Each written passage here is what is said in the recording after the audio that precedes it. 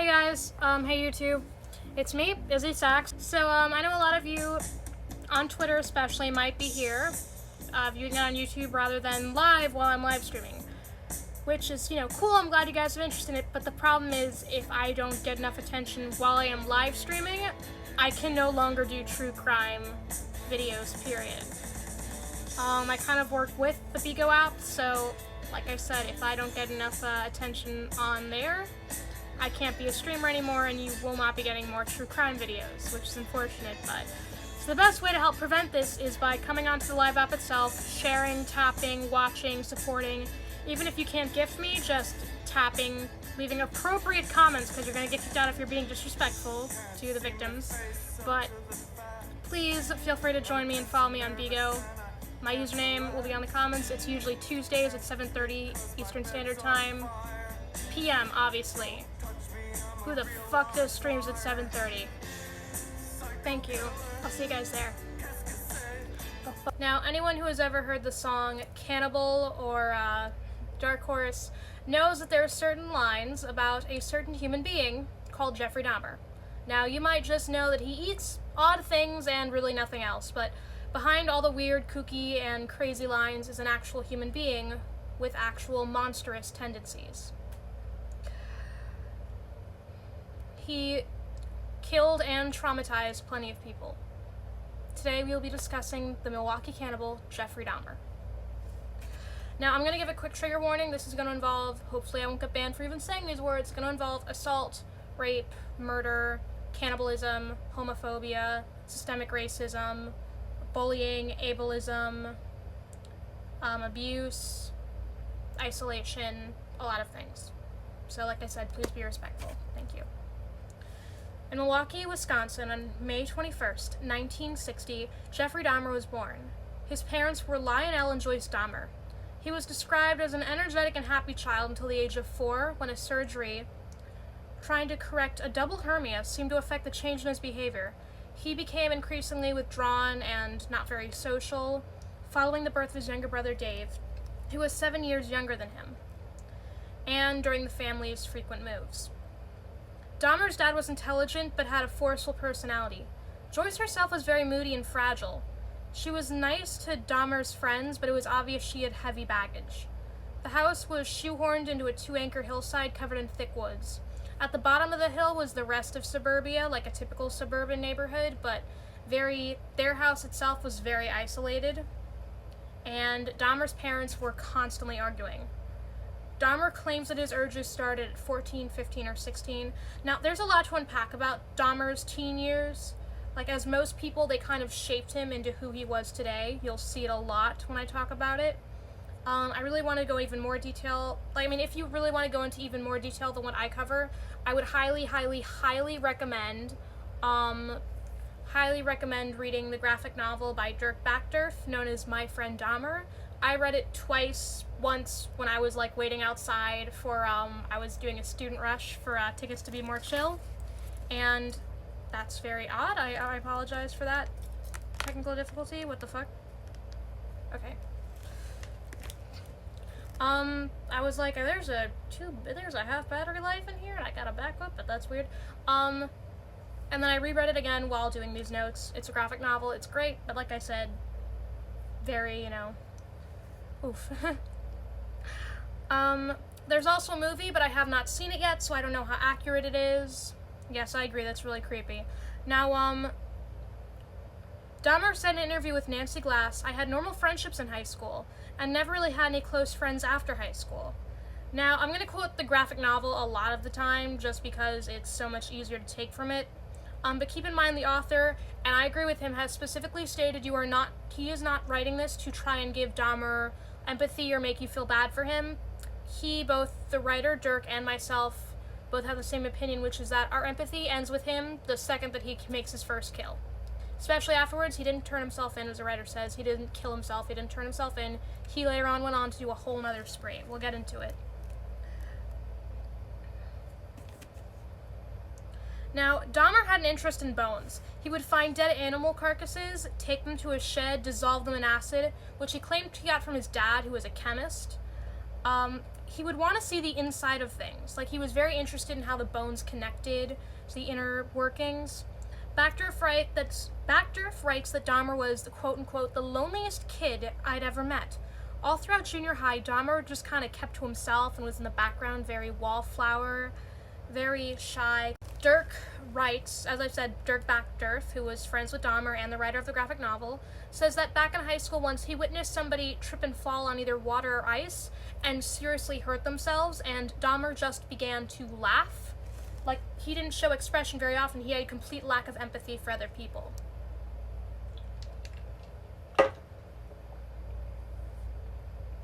He used to fake epileptic episodes and mimic the speech and tics of somebody with cerebral palsy. Dahmer claimed he was imitating his mom's interior decorator, but he was actually imitating his mother. She took as many as 20 prescription pills at a time.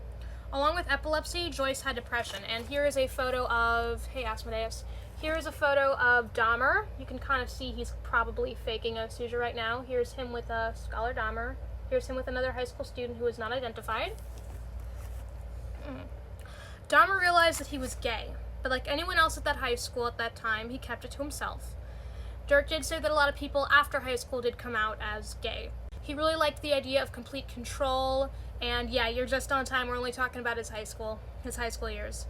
He said he was turned on by both the idea of total control and someone who couldn't leave him. Now this someone who can't leave him, this is gonna pop up a million times about his childhood. Like, you're gonna see how much his teen years affect him as an adult.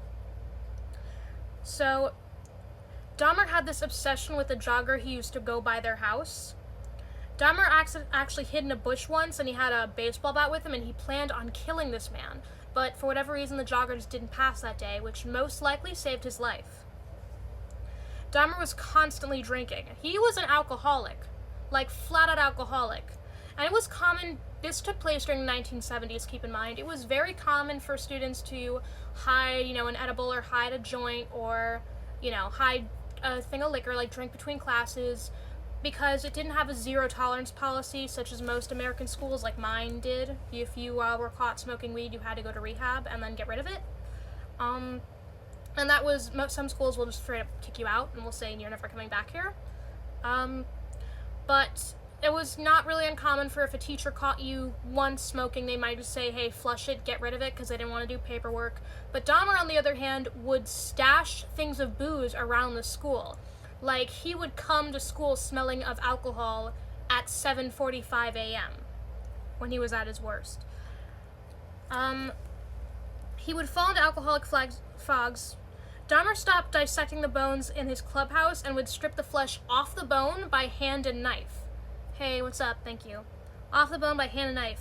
Dahmer was an excellent liar. He managed to, by phone call, get him and his friends in to meet the vice president. He got him and his friends, they were on a field trip, and he got them in the office of the vice president. Like, he was not stupid. He had some intellect and some charisma to get in.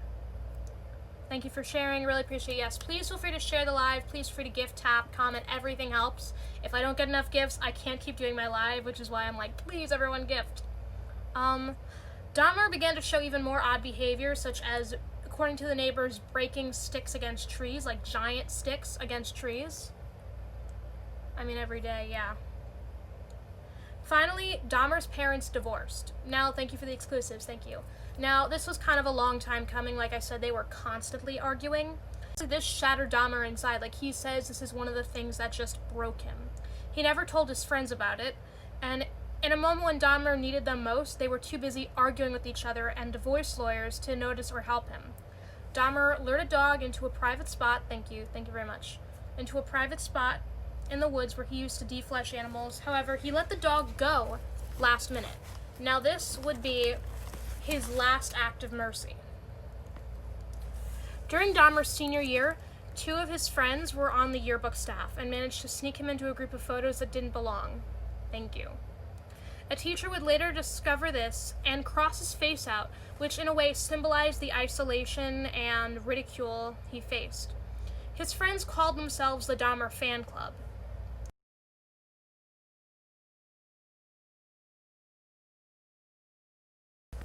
Well, not the Dahmer Fan Club, sorry. This is a club that Dahmer, that was the one where they crossed out his face. The little black dot was Dahmer. Um, Backdorf writes, quote unquote, whatever personality he once had was gone. He was either in character, drunk, or both. He was physically bullied despite the fact that he was 6 feet tall and very muscular. Dirk wrote that everyone in Dahmer's fan club had a moment where they realized he wasn't just an odd person, but one who was very dangerous. And for Dirk, that moment was when they were driving him to the mall, and Dahmer managed to down a whole 6-pack of beers within a 12-minute drive. At the mall, Dahmer continuously faked having seizures, mental handicaps, allergies, and muscle spasms on and off for about 2 hours. His friends made plans that evening directly in front of him, but he was not invited.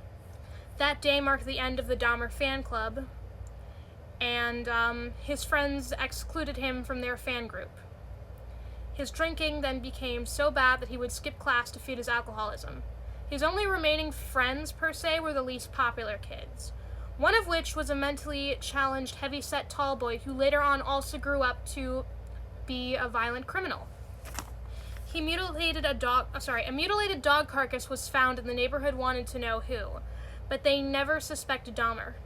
Shortly after, Dahmer actually went to prom with a sophomore girl who he didn't really know, but one of her friends, hey Tony, one of her friends was also attending. Dahmer's attempt at being a normal teen was too much for him, and he ditched his date for some McDonald's. The whole ride home, Aaron, his date, didn't say a word. Except that's his prom photo, and Aaron said he really didn't quite fit in. He did things for attention, people really made fun of him. We always saw him as the type to commit suicide, not harm anyone else.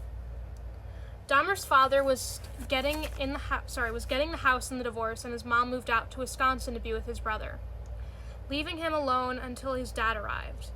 His friends had left him, his dad had left him. Yeah, he ditched her for McDonald's because it was just too much. He was just too far gone. That's what Dirk literally wrote, was he was too far gone. The book basically does explore a lot about how he didn't write it, oh, we should feel bad for this man, but hey, what's up? But he basically wrote it to say, where were the adults during this? Like, the adults obviously knew that Dahmer was drunk because he reeked of alcohol.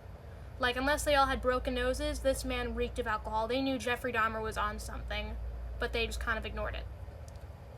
So, anyway, his friends had left him, his dad and brother had moved out, high school, where at least it gave him the opportunity to be around people, was ending, and now his own mother was leaving. His isolation basically became higher than what most people pre-COVID had experienced. Like, it's hard for us as, people who have at least thus far survived the COVID pandemic. If you were correctly socially distancing, or if you were by yourself during the isolation, not with the family, you're probably like, well, I did it. But this was a boy who he had no friends. His family had literally just left him alone, and he was, he was 18, I believe at this point. He was 18. So it was just like, it was legal, but it was still like, he was entirely by himself. Even the house was isolating because it was in the woods near suburbia, like overlooking the life of everybody else who was happy, it seemed like they were happy. It's never on the surface, obviously, because he seems to be a shy and quiet guy, but we'll talk about what he got to do later on in life, very soon. And it's like, he's just so isolated. So it's like the wallflower times 10. He is just by himself. Thank you. June 18th, 1978, exactly 2 weeks after his graduation ceremony, Dahmer picked up a teenage hitchhiker named Stephen Hicks. That's me, lol. I hope it's not you. I hope not. Stephen had just been at a concert, and Jeffrey asked if he wanted to drink at his place. Stephen said yes, got in the car, they drank and listened to music at Dahmer's place. When Stephen wanted to leave, Dahmer didn't want him to, so he struck him twice in the back of the head with a 10-pound dumbbell. Hicks fell unconscious, but didn't die. Dahmer then strangled him to death, took his clothes off, and masturbated over Stephen's new dead body. He buried the remains in the back garden, but then a few weeks later, he dug up the remains, separated the flesh from the body. Now, I heard someone else saying that he put him in the basement, so this might not be 100% true about where he kept it, but I really don't think that's the most important detail about this. Separated the flesh from the body, dissolved the flesh in acid, and then poured it down the toilet, smashed the bones with a sledgehammer, and scattered them in the nearby woods. Richard Hicks, Stephen Hicks's father, did an interview with Cleveland television station WKCY in 1991 after his son's remains were finally found. Hey Jay, what's up? He said that he wishes Dahmer could go through the agony all the victims' families feel. He said he does not believe in the death penalty, but he said, quote unquote, if I thought that killing him would bring my son back, I'd do it myself. And if I thought killing him would stop it from happening in the future, I'd do it myself. Stephen's mother, Martha, however, does agree with the death penalty. I don't know what your opinion's on it. Personally, I'm not for it. I'm against it, but I'm not, like, super strongly, and I have never personally lost anybody to a murderer, so I cannot say that I have, but I'm against it because it's, like, just multiple reasons, but, that's up. If you guys want to have a respectful discussion about that in the comments, you may. But it's very interesting to hear two different, people who both lost the same person have two different opinions on it.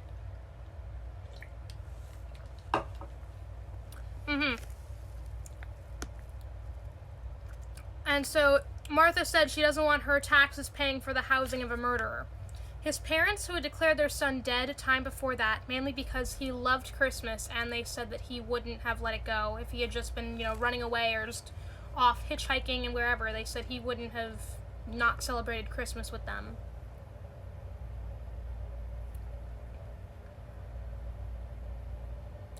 Had a private funeral. His classmates say that he was a warm and friendly person. Martha actually said she felt sorry for Dahmer's family because she understands what his parents they were going through, but does not feel sorry for Dahmer himself. He is insane, Is he insane? Richard Hicks asked. In my opinion, no. He is evil. It was actually a bit difficult to find more information about victims. Some of them, they did not, I'm sure some of them never want to be known as the person who got killed. This is Biographics is a great great website to look at if you are looking for more information about these people. Dahmer spent 3 months at Ohio State University before dropping out. In early 1979, at the urge of his father, he joined the U.S. Army. Dahmer served as a combat medic in Germany, but his performance deteriorated due to his drinking. He was honorably discharged in March of 1981. At least 2 soldiers later attested Dahmer raped them while in the service. One repeatedly over the course of 17 months and the other once after Dahmer drugged him. Biographics. The one who was repeatedly raped was actually his roommate, Billy Capshaw. He has gone to do interviews, and I actually do urge you guys to do some research about how common this is in the military. Like, this is not exactly new. January 1985, Dahmer was hired as a mixer at a chocolate factory. He had the night shift working from 11 p.m. to 7 a.m. 6 nights per week with Saturdays off. There is a song called, Dahmer in the Chocolate Factory. Not exactly in the best taste once you learn about the victims. You kind of just sit there for a while, oh boy. Dahmer came home to Ohio but stayed only a brief time. He was arrested for disorderly conduct, so his dad made him live with his grandmother in Wisconsin. Oh, excuse me. His alcoholism continued, and he was arrested for indecent exposure. He was arrested again in 1986 when 2 boys accused him of masturbating in front of them. So can you imagine there was all these arrests going on, and the cops are just like, yeah, well, maybe he'll improve. So, in September 1987, Dahmer took his second victim, 24-year-old Stephen Taomi. I'm sorry if I mispronounced his last name. They met at a gay bar. According to Dahmer, he has no memory of killing him. He claims that he just checked into a hotel room together and drank heavily, and when Dahmer woke up in the morning, there was blood, and he discovered the dead body, and there was blood on Dahmer's hands. Thank you, Jamie. There was blood on Dahmer's hands. What was I saying? Dahmer bought a large suitcase to transport Toomey's remains to his grandmother's basement. Now, he was living with his grandmother at the time. He did not have his own apartment yet. He had just come back from the army, and like I said, the army does not pay you what they say they will. Now, he dismembered and, once again, would masturbate over the corpses before disposing the remains, which have never been found. Only after Dahmer killed another 2 victims, James Daxtor, or Jamie, a 14-year-old, and Richard Guerrero, a 23-year-old, at his grandmother's home, did she tire of her grandson's late nights and drunkenness, although she had no idea what he was really doing. Like, can you imagine? You get irritated because you're like, this person's drunk and just making a lot of noise, and then you find out they were actually killing somebody. So she forced him to move out of the premises in 1988. Stephen Taomi, or Steve is his nickname, was described as a pretty normal guy. Dahmer was not charged with his death, as no remains could be found. Thank you for the exclusive. Hey, Rad. His grave lays at the Holy Family Catholic Cemetery. He was loved by his family, who reported him missing. Jamie had ran away from home after arguing with his stepfather. He was hanging around outside the same gay bar that Stephen met Dahmer at. There, Jamie would wait outside for potential partners. Dahmer had offered Jamie $50 to make a video with him at his house. Thank you, Wolf. I appreciate that. Thank you. Dahmer drugged and then strangled him, just as he did with most of his victims. Like, that's pretty much the common thing he would do, is drug them, strangle them, offer them money. He'd be like, hey, here's $50, which was even more back then. I don't know the exact amount, but inflation, if you want to Google it, you can. Inflation, I might do that later. He'd be like, hey, want to come back with me and make money? And keep in mind, Jeffrey lived himself in an inner city, not very wealthy neighborhood. So a lot of people there were very desperate for money. A lot of them, most of the non-violent crimes or even violent crimes you see, a lot of them are people who are struggling greatly to find money. And, people will do anything to feed their families, so they start robbing, they start stealing. It's never okay. If you steal a loaf of bread, you don't deserve to go to prison for it. But it's not really, I'm not trying to say, it's okay to steal as much as you want. Understand that a lot of these people were very desperate for money, and it's a lot easier to go back and be like, hey, I just gotta take my clothes off, take some photos. It was before the internet, so it was like, no one's ever gonna see these. Make $50, feed your family, do whatever. So, and I would not shame sex workers today. I'm not saying, if you have, sex working is bad nowadays because there's the internet. I'm just saying, hey, Drip, what's up? Dahmer drugged and then strangled him like he did with most of his victims. He did the same to his body as he did with the others, which is the cutting off the flesh, down the toilet, burning in acid. Hey, what's up, Drip? We're talking about Jeffrey Dahmer. He did the same thing to his body. Jamie's mother, Debbie Vega, said she just wants to forget about it for a little while. Jamie's favorite Bible verse was, "Forgive them, Father, for they know not what they do." On the evening of March 24th, 1988, Jeffrey came across 23-year-old Richard Guerrero. He offered him $50 to make a video at his place, and Guerrero at the time only had $3 to his name. So he agreed.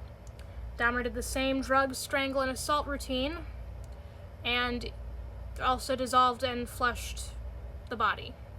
Guerrero's sister, Janie Hagen, said, quote-unquote, "I want to know what he did with my brother. I heard on the news that maybe my brother had been flushed down the toilet. I want to know." Dahmer moved into his new apartment, and less than 24 hours afterwards, he drugged and molested 13-year-old Keeson Synthasmophone. Keeson escaped and found the police, and Jeffrey was charged with sexual assault and enticing a child. Hey, Dougie. Dahmer spent about more than 1 week in jail before posting bail. Now, he was sentenced 4 months later, and he told the court he was just an alcoholic homosexual with some sexual problems. He claimed that although Keeson was 19, and his punishment was only 5 years probation and a year in a workers' release program. Keeson's parents never took it to court because they were promised that the person who hurt their son would be locked away for a long time.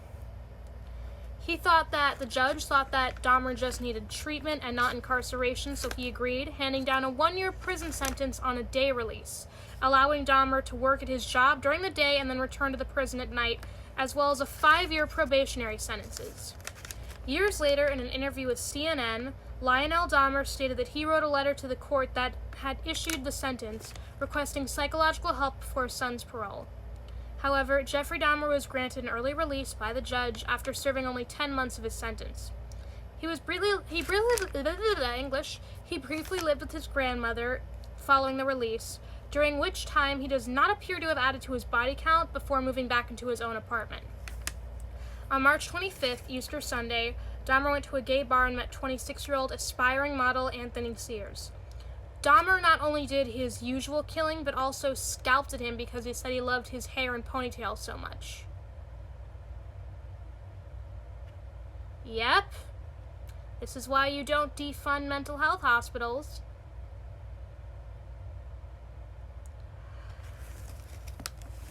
Now, Dahmer would take Anthony's skull with him to work, and he would stare at it between his shifts. Dahmer also preserved Anthony's penis, which investigators found in his apartment. Which, his apartment number, by the way, at this time was 215. Dahmer said, quote unquote, "If I could have kept all of him longer, I would have." Anthony was supposed to have lunch with his mother the next day and was supposed to live a long and successful life as a model. But obviously he couldn't. Anthony was bisexual and had a girlfriend. Anthony had just gotten promoted to manager at the Baker Square restaurant. On May 20th, 1990, 2 weeks after he had moved into apartment 213, Dahmer once again lured somebody with the promise of, 213. I have two different numbers on here. Some people say it was 215, some people say 213. I do not know 100%. Dahmer once again lured somebody with the promise of money and alcohol for nude photographs, and this time it was 33-year-old Raymond Smith. He performed oral sex with the corpse, and he claims that that was the first time that he did any sort of type of sex with the actual carcass. So necrophilia. He put the man's severed head in the fridge but dissolved the body in acid. He used the bones to decorate his apartment. Raymond also was known as Ricky Beats. His half-sister, Danita Grace, said it wasn't unusual of him to leave for brief periods of time, or even long periods of time. He had been in and out of trouble for burglary charges, but it really seems like he was once again in a tight spot financially.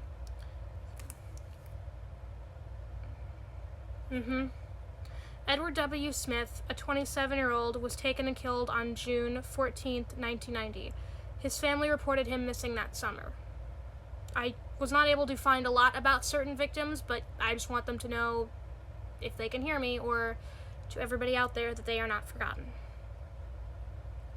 A 22-year-old man named Ernest Miller was also killed by Dahmer. Dahmer bleached the skeleton and kept it in his wardrobe. He also took the victim's biceps and put them on his fridge to consume later. Dahmer painted his skull to be put on display. David Thomas, 23, was Dahmer's next victim. Not forgotten. Thank you. Curtis Slider, 19, became another victim of Dahmer.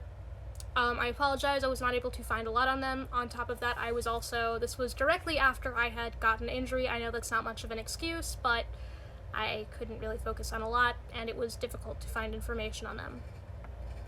If you guys are inappropriate, I will have to mute you and or kick you out and potentially block you, so let's please try to be respectful, okay?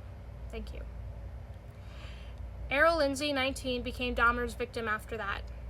Dahmer said that he often watched The Exorcist 3 during his killing rituals. He felt so evil and perverted it gave him pleasure. To watch the movie, I mean. He himself said he didn't really love being evil. Really? John Wayne Gacy? I definitely want to talk about him sometime, like another week. Him and the Night Stalker. But like I said, this can only continue if you guys gift, so please tap, share, gift. So far, I think Wolf and Jamie are the only two who have gifted so far today. Yes, so Wolf and Jamie, and I don't want to make these private, I want to make these public. I want to keep educating people, but if I don't get enough gifts, that's not going to be a possibility. So please share, please do everything. Anthony Hughes, 31, was next. Anthony, or Tony, thank you, Mr. Goshcat, thank you. Thank you very much, thank you. As his friends and family knew him, was deaf and mute. Or deaf. I don't know the sign for mute, I'm sorry. But Dahmer lured him in, with money, like the other victims, by saying he would give him $50 to pose nude. Congrats on the win. Dahmer left his body around the apartment for a few days before he dismembered him, rather than right away like most of his victims.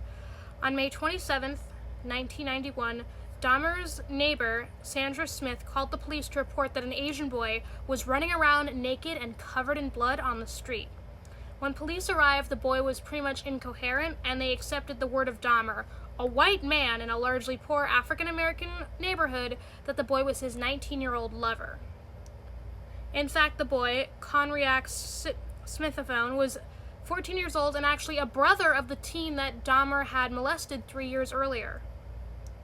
Dahmer had experimented with this boy by attempting to drill a hole into his skull and turn him into this lobotomized slave-like zombie. Now, he began drilling the holes into the heads of his victims while they were drugged but still alive. He would then pour hydraulic acid or sometimes hot water into his victim's brain, a technique that he hoped would help, like, put them into this zombie-fied state. That was him. Dude was evil. He really was. Now, 2 black women told Officer John Balzerzak, who was fired but then reinstated, and only recently, because they posted about this on Twitter, only recently did he retire. With a loving goodbye post from the precinct. And keep in mind, he just retired recently. His precinct gave him a loving goodbye post. This man was told by these black women, yo, do not let this child, who was 14 years old, and Dahmer's like, no, he's my 19-year-old lover, and we just had a domestic dispute. So, a one-sided, Dahmer does not look injured, by the way, so if there was really just a domestic dispute, it was called domestic violence, and it should have been taken in regardless. Okay, hey, Lunani, we're talking about Dahmer's crimes. So, keep in mind, I'm not the person to really go to about systemic racism much, because as you can tell, I'm Caucasian. If you couldn't tell already, some people think I'm mixed or Latino. But I obviously am white and do not have personal experiences with that. Basically, some guy. I think Chris Rock said, you can't really have bad apples with police. It's like with pilots, you can't say, oh, well, most of our pilots land. You have to have everyone who knows what they're doing, and in this case, the man did not, and he was reinstated. He got fired, but he got reinstated, and only retired recently, and people did call him out, like, hey, this was the man who saw a 14-year-old believe just from the word of the man who had beaten him that he was 19, and ignored when 2 black women, the neighbor had called 911, and 2 black women were basically begging him, like, hey, like, there is a, welcome back, Wolf, there is a child who is bleeding on the street. But of course, the white man saw a little Asian boy and 2 black people versus another white man, and who did he pick? So if you want to see an example of systemic racism, just know that if that had been a white person, I guarantee you, if that had been a white woman, I guarantee you he probably would have stepped in. Maybe not because, women, but still. So, most of Jeffrey Dahmer's victims were in fact black. This was a black neighborhood. I personally don't know if he had any racial, like he said he never had racial preferences, as far as I know.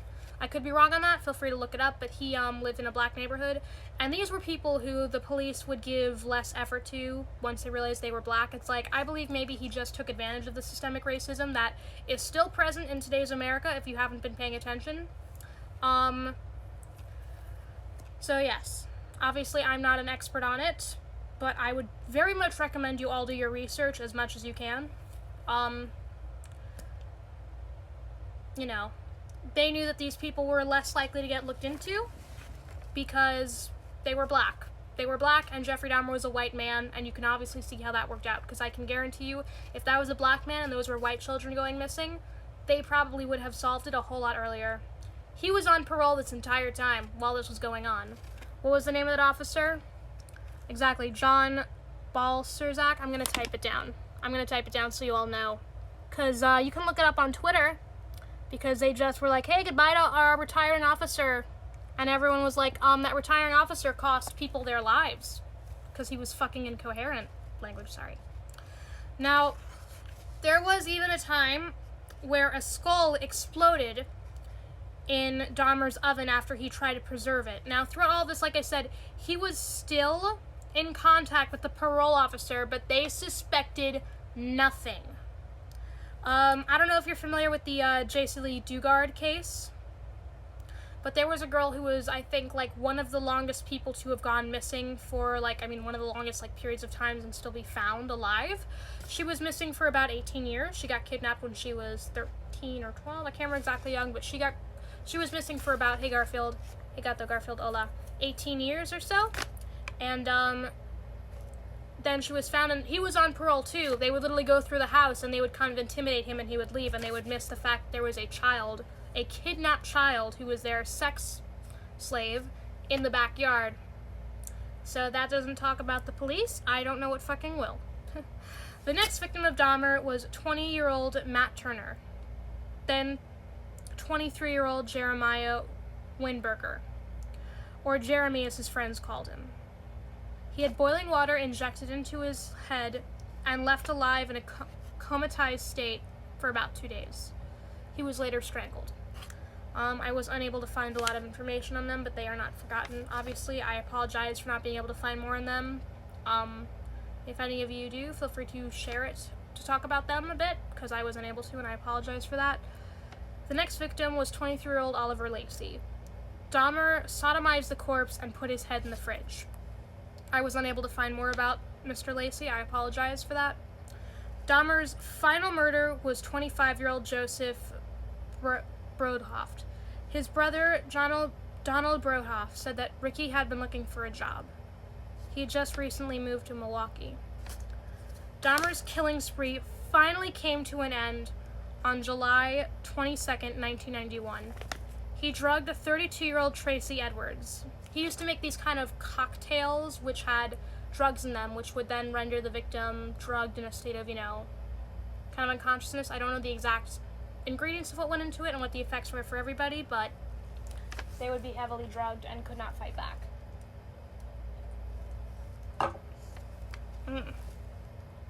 Now, Dahmer continually told Edwards that he would cut out and eat his heart while placing his ear against Edwards' chest and rocking back and forth.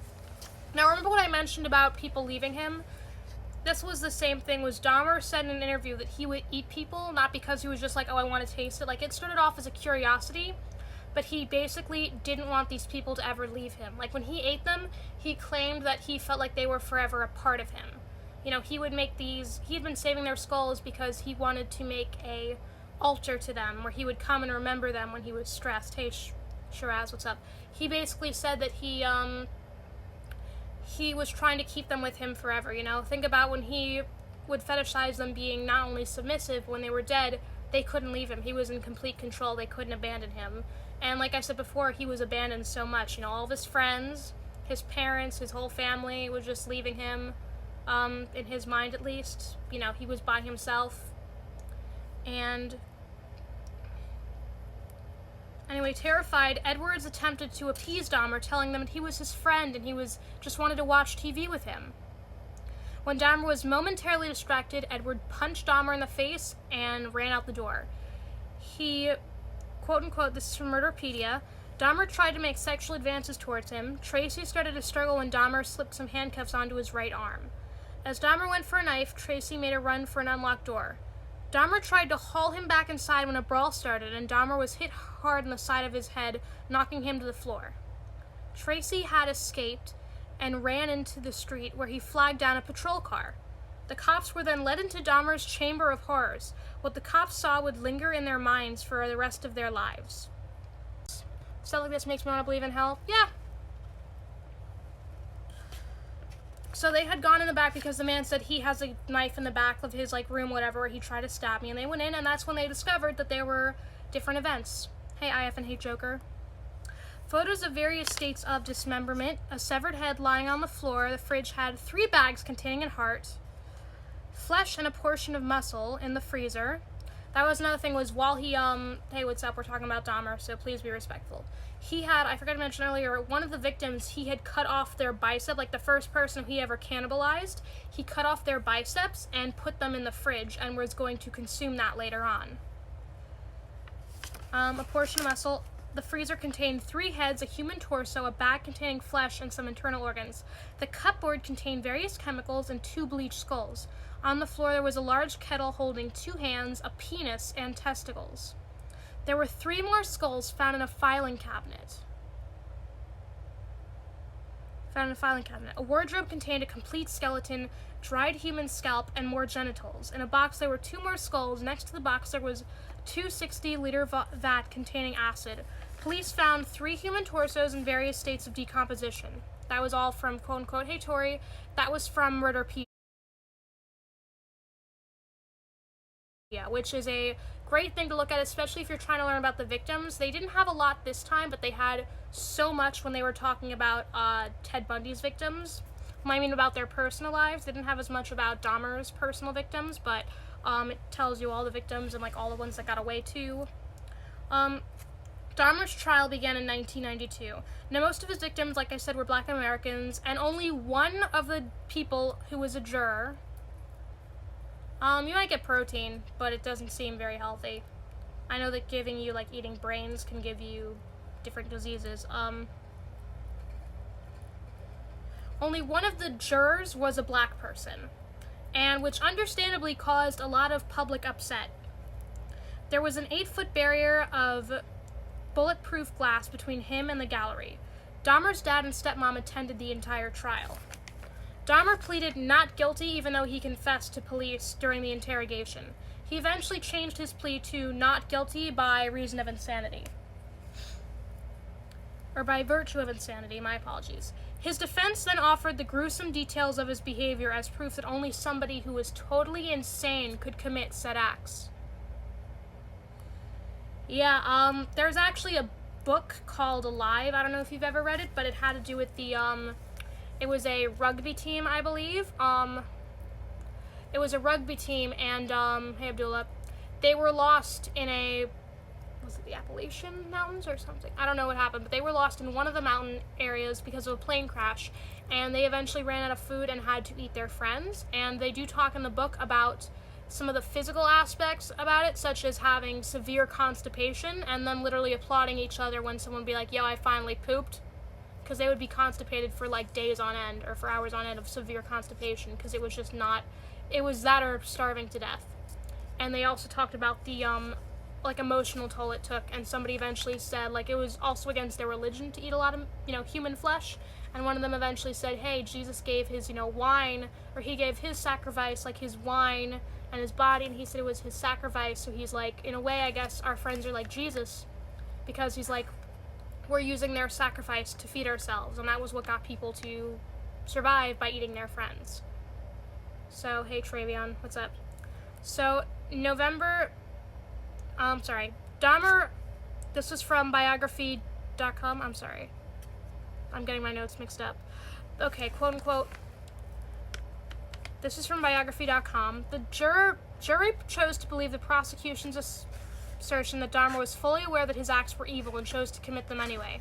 On February 15th, hey Travion, 1992, they returned after approximately 10 hours deliberation to find him guilty, but sane on all counts. He was sentenced to 15 consecutive life terms in prison, with a 16th term.